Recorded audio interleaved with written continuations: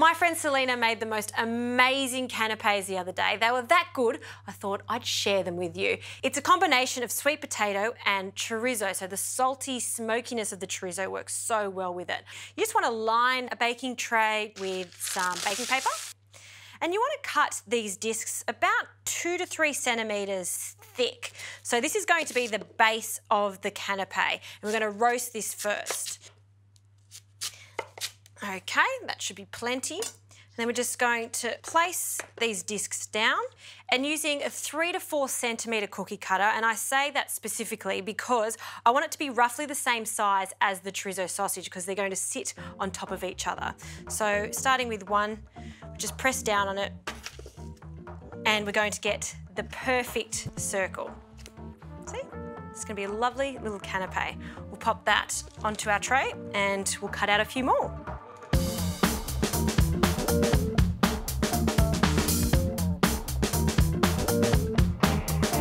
Okay, I'm just going to make 9, but you can make as many as you like. So extra virgin olive oil, a drizzle over our sweet potato, salt, and a good crack of pepper.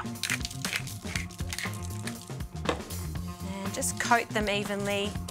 And these go into the oven now. Now we want to cook them until they're almost ready. We don't want to add the chorizo sausage now because they cook at separate times. So the first stage of cooking, we're going to cook these for about 10 minutes. Now, while they're cooking, we'll just prepare our chorizo sausage. I've got 2.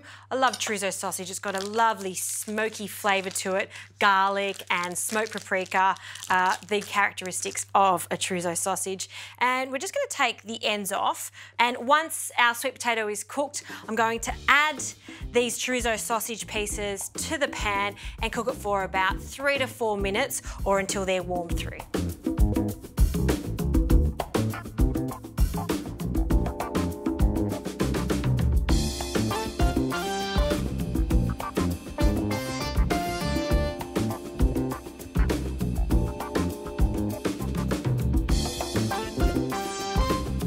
How good did these look?